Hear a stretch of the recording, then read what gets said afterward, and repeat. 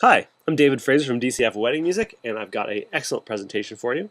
This is on how to keep the dance floor packed. In this short presentation, you'll learn the most important steps to making sure your wedding has a packed dance floor.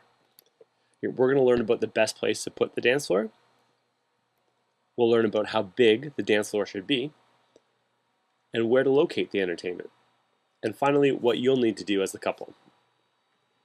Did you know that your guests will rank entertainment as the number 1 or number 2 most memorable aspect of your wedding? This means it's a very important thing to get right, and where the dance floor goes is going to make or break it. I can guarantee that. So let's talk. What is the best place to put the dance floor? Here's a few basic rules of thumb. Number 1, you want to put the dance floor as central as possible. So in the ideal setting, it would be in the exact middle of the room. Number 2, you want to put it as close to the bar as possible. People tend to congregate around the alcohol or the drinks.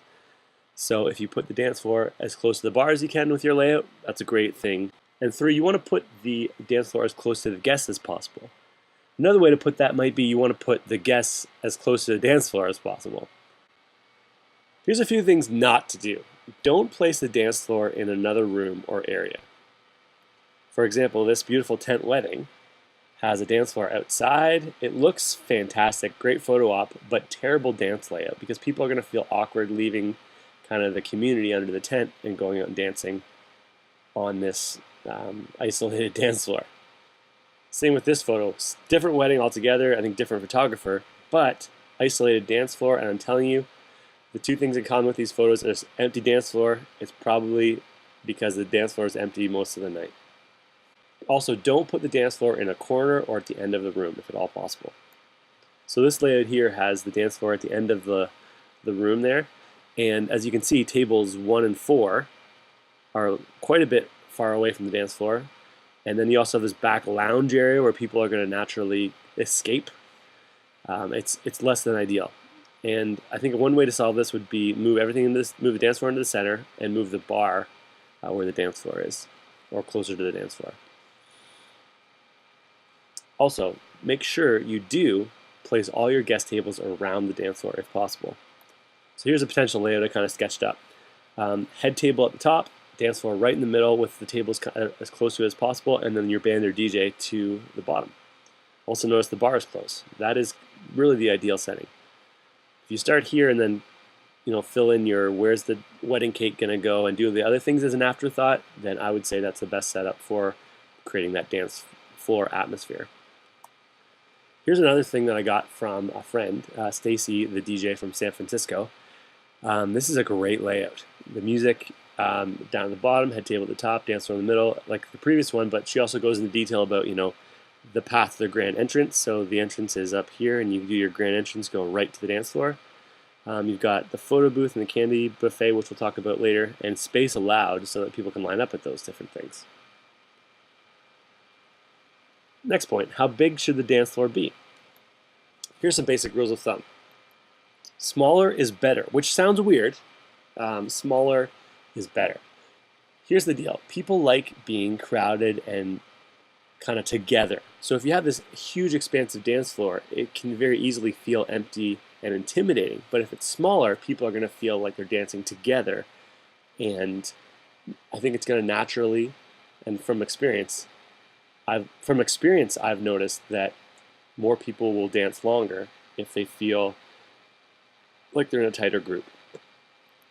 So would you rather have this, a big empty dance floor with a few people on it, or this, a smaller dance floor maybe, but with the appropriate amount of people packing it in? I'd also allow about 1 to 3 square foot per dancer. So if you have, usually a good rule of thumb is you'll have about 50% of your guests on the dance floor at any given time. So 200 guests means about 100 of them will be dancing. So I'd give them about 100 to 300 square feet. Next point, where should the entertainment be? Here's some rules of thumb. As close to the dance floor as possible. This is a great layout right here. You've got the band right there across from the head table, which looks like at the bottom of the screen here. And then the dance floor itself is right in the middle with all the tables from the guests around it. Just ideal setup right there. Also, you want to put the dance floor as close to the bar as possible. Like I said before, people congregate around the bar. And 3, you want to put it as close to the extras as possible. What do I mean by extras? I mean if you have a photo booth or a candy buffet or whatever, things that people are going to be taking part in throughout the night, put them as close to the music as possible, just like in this great layout. What do you need to do as the couple? So you're the host of this party.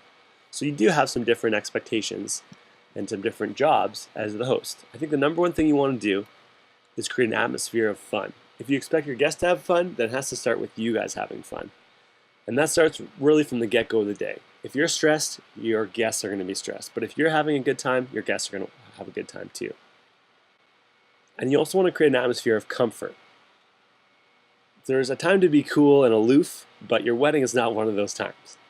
If you just make people feel genuinely welcome and comfortable and safe at your wedding, that will translate into people getting up and dancing, even if they don't have the most awesome dance moves.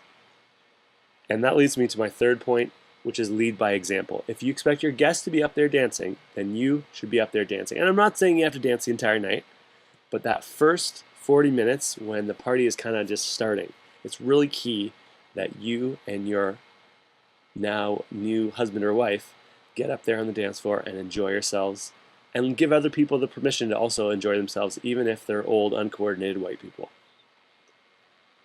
One last suggestion. Who should you take advice from on the room layout? I would suggest you take advice from people like myself. I run a very professional and very successful wedding band, and we've done something like 1,600 events. And so we've learned where to put the dance floor and where not to put the dance floor to maximize the actual dancing. You're going to get advice from the venue coordinator and also advice from the caterer. And I think you should take that advice with a grain of salt, at least in terms of the dance floor, because they are going to give you advice that helps them best serve the meal or provide their staffing needs. It's not going to necessarily be in the best interest of creating an awesome dance floor. So I would, as best you can, take their advice on where to put the food and where to best suit things, but really insist on having a smaller dance floor, even if it's more work for them, and also on a dance floor that is central and close to the entertainment, like we talked about. So what to do next? If you're already one of my clients, then what I want you to do is download the dance floor checklist, which will be in your email, and also fill out your pre-wedding questionnaire, which you should receive about 5 weeks before the wedding. That'll help us make sure that we haven't missed any small detail and that we're giving you the best possible wedding. And if you're not yet a DCF Wedding Music client, you can learn more about us at www.dcfweddingmusic.com, and then you can apply for a free 90-minute wedding entertainment consultation. If you learn something in this short presentation, imagine what you could learn in 90 minutes. There's no pressure. It's just a chance for you to pick my brain and for us to get to know each other and find out if we might be the right fit for each other. Anyways, I appreciate you watching. My name is David Fraser from DCF Wedding Music again, and we'll see you again very soon.